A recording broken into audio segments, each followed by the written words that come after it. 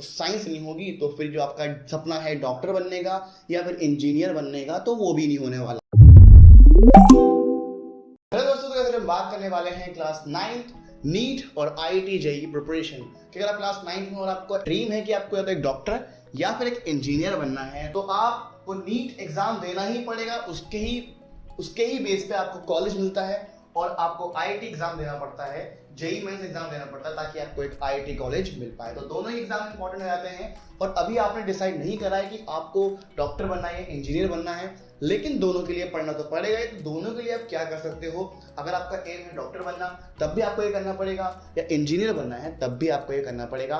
तो क्या आपको चीजें फॉलो करनी है, बुक्स क्या होनी चाहिए आपके लिए, उसके बारे में बात करेंगे। तो बुक्स के बारे में आगे बात करेंगे, लेकिन उससे पहले हम वो उन चीजों के बारे में बात करेंगे जो बेसिक हैं और आपको करनी चाहिए, उन पे स्टार्ट करेंगे। पहला पॉइंट जो स्टार्ट होता है वो है take interest in physics, chemistry, biology and mathematics. सबसे इंपॉर्टेंट पॉइंट यही है कि आपको 9th, 10th, 11th, 12th तक इन चारों सब्जेक्ट को ही पढ़ना है, या फिर 3 सब्जेक्ट को पढ़ना है। अगर आप पीसीएम लोगे तो फिजिक्स, केमिस्ट्री, मैथ्स ही पढ़ोगे, तो इनको आपको पढ़ना है। तो इंटरेस्ट तो इसमें होना चाहिए। अगर इंटरेस्ट नहीं होगा तो पढ़ कैसे पाओगे, और पढ़ नहीं पाओगे तो फिर क्रैक भी नहीं कर पाओगे। तो सबसे इंपॉर्टेंट है कि इसमें इंटरेस्ट डेवलप करना है, और अगर ये कर पाते हो तभी आपको ये समझ में आएगा, तभी आपको मजा भी आएगा।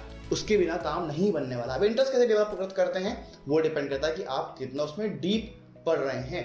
अगर फिजिक्स पढ़ रहे हो तो फिजिक्स कैसे पढ़ रही है आपको सीधा पता है, आपको थोड़ा प्रैक्टिकल बेस्ड नॉलेज लेनी पड़ेगी, आपको टीचर से एक्सपेरिमेंटली सुनने पड़ेंगे, आपको इंटरनेट पे ढेर सारे एक्सपेरिमेंट देखने पड़ेंगे, तो आपको मज़ा भी आएगा और उसको इमेजिन भी करना पड़ेगा, तब जाके आपको इंटरेस्ट डेवलप होगा। सेम है केमिस्ट्री का, कि केमिस्ट्री में भी आपको चीज़ें याद करनी पड़ेगी और प्रैक्टिकल नॉलेज है उसको लेना पड़ेगा।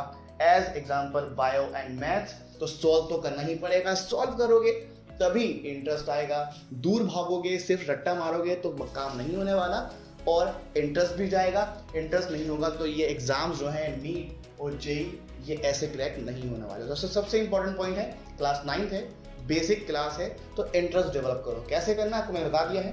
उसके बाद है सेकंड पॉइंट, जो है ज्वाइन एनी ट्यूशन और coaching classes in your area. तो आपके घर के पास जो भी कोचिंग क्लासेस हैं उनको ज्वाइन करो।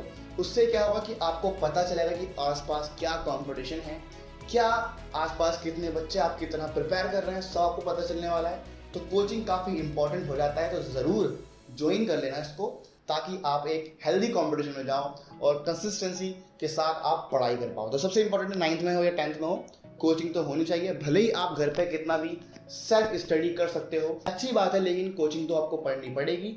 उसका सिंपल सा रीज़न है, हेल्दी कंपटीशन होगा, आपको पता चलेगा कि आपके कॉम्पिटिटर्स कितने सारे हैं, तो बहुत इंपॉर्टेंट है, ज्वाइन करना पड़ेगा।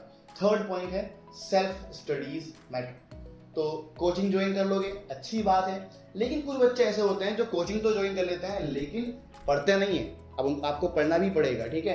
तो जो भी कोचिंग में आपने पढ़ा है वो घर पर भी पढ़ना है। सेल्फ स्टडी काफ़ी इंपॉर्टेंट हो जाती है। कोचिंग सिर्फ आपको एक मेथड देती है, समझाती है, मटेरियल देती है और कंपटीशन देती है, लेकिन उसको समझने के लिए आपको सेल्फ स्टडी करना ज़रूरी होता है। तो ये सारे पॉइंट्स जो आपको बता रहा हूँ सारे इंपॉर्टेंट्स हैं। इन पॉइंट्स के बिना आईआईटी हो या नीट हो या फिर कोई सा भी एग्जाम हो, क्रैक नहीं होने वाला है, भले ही आप कोई सी भी क्लास में हो। तो ये है सेल्फ स्टडी, सबसे इंपॉर्टेंट है। तो घर पे जरूर पढ़ना, 1 घंटा, 2 घंटा, 3 घंटा, जितना पढ़ सकते हो उतना पढ़ना। उसके बाद आता है आपका फोर्थ पॉइंट। तो फोर्थ पॉइंट बहुत ज़्यादा इंपॉर्टेंट है, जो कि है select one subject to develop interest in it. आपको एक सब्जेक्ट तो चूज करना ही होगा जिसमें आपको इंटरेस्ट है, इन शॉर्ट जिसमें आप स्ट्रांग हो। यहाँ पर एक बात और ऐड कर देता हूँ, स्ट्रांग मतलब एक सब्जेक्ट में तो स्ट्रांग होना ही पड़ेगा।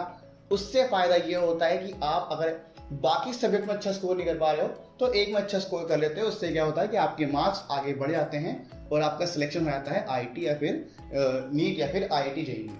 सिंपल है। तो इंटरेस्ट डेवलप करने के लिए आपको बताया मैंने क्या करना है, आपको उसके बारे में उतना ही डीप जाना पड़ेगा। तो सब में तो इंटरेस्ट डेवलप हो नहीं सकता, तो एक में ही कर लो। उससे क्या होगा कि बाकी सब आप थोड़ा बहुत करोगे तो आपका काम काफ़ी बन जाएगा, लेकिन एक पर्टिकुलर सब्जेक्ट आपका होना चाहिए जिसमें आपका अच्छा इंटरेस्ट हो और जिसमें आप स्ट्रांग हो, ठीक है। उसके बाद है फिफ्थ पॉइंट, जो कि और ज़्यादा इंपॉर्टेंट हो जाता है, वो है डेवलप अ गुड रूटीन। इसके बारे में हमने काफ़ी सारी वीडियो में डिस्कस करा है कि एक आपको टाइम टेबल बनाना चाहिए। अब टाइम टेबल का फ़ायदा सिंपल सा ये होता है कि आप एक डिसिप्लिन के साथ पूरा दिन चल पाते हो, कितने टाइम पढ़ाई करनी है, कितने टाइम आपको क्या चीज़ें करनी है, इन सब के बारे में आपको पता रहता है। तो एक अच्छा टाइम टेबल आपके पास होना चाहिए, ठीक है। और ये आपको बाद में हेल्प करेगा जब आप 11th-12th में प्रिपरेशन करोगे, नीट की है फिर जेई की, तो आपको एक गुड रूटीन हेल्प करेगा कि आप कैसे मेंटेन कर सकते हो अपनी स्टडी को, ठीक है। तो ये सारी बात हो गई टिप्स की। इसके बाद हम बात कर लेते हैं कुछ बुक्स के बारे में। तो बुक्स सिंपल है। पहली चीज़ कि आपको जो आपके कोचिंग इंस्टीट्यूट हैं वो आपको मटेरियल प्रोवाइड कर देते हैं, तो उसी पर ही आपको स्टिक रहना है, मतलब उसको यूज़ करना है। जो भी वो नोट्स देते हैं कोचिंग वाले आपके या फिर इंस्टीट्यूट वाले, उसको अच्छे से पढ़ना है। उससे ये होगा कि आपको इधर उधर नोट्स नहीं ढूंढने होंगे, ठीक है। उस पर ही रहना है। काफ़ी अच्छे होते हैं मटेरियल ज़्यादातर कोचिंग इंस्टीट्यूट के, अगर आप अच्छे इंस्टीट्यूट में पढ़ रहे हो तो। लेकिन अगर आपको एक्स्ट्रा बुक चाहिए जिससे आप थोड़ा डीप नॉलेज ले सकते हो, तो फिजिक्स के लिए सबसे अच्छी बुक जो मुझे लगती है वो है HC Verma foundation science, class 9 की। काफ़ी अच्छी बुक है, इसको ज़रूर पढ़ना। अगर इसको पढ़ लोगे तो फिजिक्स आपको अच्छी लगने लगेगी और काफ़ी ईजीएस्ट वे में आपको ये समझाता है, आपको ईजी में समझ में आ जाएगा कि फिजिक्स कैसे पढ़ना है और काफ़ी मज़ा भी आएगा, ठीक है। मैथमेटिक्स की बात करूँ तो मैथमेटिक्स में एक बुक है, वो है आपकी RD शर्मा। इसको ज़रूर सॉल्व करना क्लास 9 की, ठीक है। मैं बाकी क्लास की बात नहीं कर रहा हूँ, अब सिर्फ 9 की बात करें तो 9 की RD शर्मा आप सॉल्व कर लेना अच्छे से। लेकिन उससे पहले NCERT तो आपको करनी है, ठीक है। मैं उसका नाम इसलिए नहीं ले रहा हूँ क्योंकि वो कंपलसरी होती हैं, आपके स्कूल में कराई जाती हैं। तो NCERT तो करनी है आपकी, साइंस की भी करनी है और मैथ्स की भी करनी है उसमें। लेकिन आपको उसके अलावा अगर एक्स्ट्रा बुक्स करनी है तो फिजिक्स की है HC वर्मा, मैथ्स की है RD शर्मा, और बायो और केमिस्ट्री की सिंपल बुक है जो है S चंद पब्लिकेशन की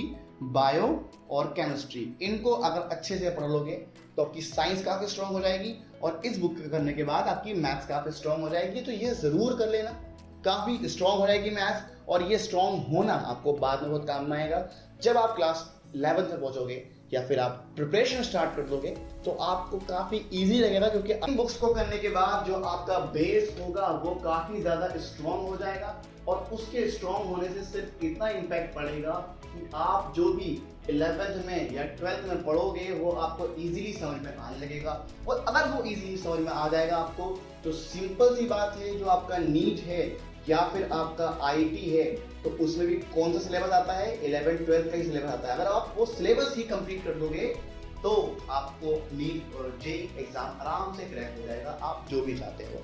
तो सिंपल आपको बताया मैंने क्या करना है कि इन बुक्स को कर लेना है अच्छे से। और बाकी आपको मैंने टिप्स बता ही दी हैं कि अपने सब्जेक्ट में इंटरेस्ट डेवलप करो, क्योंकि अभी आप क्लास 9th में हो, इंटरेस्ट नहीं होगा सब्जेक्ट के अंदर, साइंस और फिजिक्स केमिस्ट्री मैथ्स और बायो के अंदर, तो साइंस ले भी नहीं पाओगे। और साइंस नहीं होगी तो फिर जो आपका सपना है डॉक्टर बनने का या फिर इंजीनियर बनने का, तो वो भी नहीं होने वाला। उसके बाद हमने आपको बताया सेकंड पॉइंट जो था कि कोचिंग ज्वाइन कर लेना। थर्ड था कि कोचिंग के साथ साथ सेल्फ स्टडी काफ़ी इंपॉर्टेंट है, इसके बिना काम नहीं चलने वाला, ये कंपलसरी है। फोर्थ पॉइंट था कि किसी एक सब्जेक्ट में स्ट्रांग हो जाओ, उसके बिना काम नहीं चलने वाला, क्योंकि स्ट्रांग एक सब्जेक्ट में होगे तो उसमें मार्क्स खींच भी पाओगे, अच्छी रैंक आपकी आ जाएगी। लेकिन अगर सारे सब्जेक्ट में स्ट्रांग हो सकते हो तो अच्छी बात है कि आपकी रैंक और अच्छी हो जाएगी। लेकिन सिर्फ अच्छी रैंक लाने के लिए, अच्छा कॉलेज के लिए अगर एक सब्जेक्ट को स्ट्रांग कर लो, बाकी सब आपके नॉर्मल रह जाएं, तो तब भी आप अच्छी रैंक ला सकते हो। और फिफ्थ पॉइंट था कि एक अच्छा रूटीन तो होना ही चाहिए, बिना रूटीन के आप अच्छे से मेंटेन नहीं कर पाओगे कि कब स्टडी करना है, कब क्या करना है। तो एक खुद का पर्सनल टाइम टेबल बनाओ और वो आपको काफ़ी हेल्प करेगा आपकी स्टडी में और प्रिपरेशन में नीट और जेई की। तो ये थी बुक्स, स्क्रीनशॉट ले सकते हैं इसका। तो ये थी आज की वीडियो। तो होप आपको ये समझ में आई। वो समझ आए तो वीडियो को लाइक कर देना, साथ में चैनल सब्सक्राइब भी कर देना। अगर आपको इसके बारे में और जानना है तो आप मुझे कमेंट कर सकते हो ताकि मैं इस पर वीडियो बना पाऊँ। तो मिलते हैं आपसे अगली वीडियो में, तब तक के लिए all the best. Thanks for the watching and peace.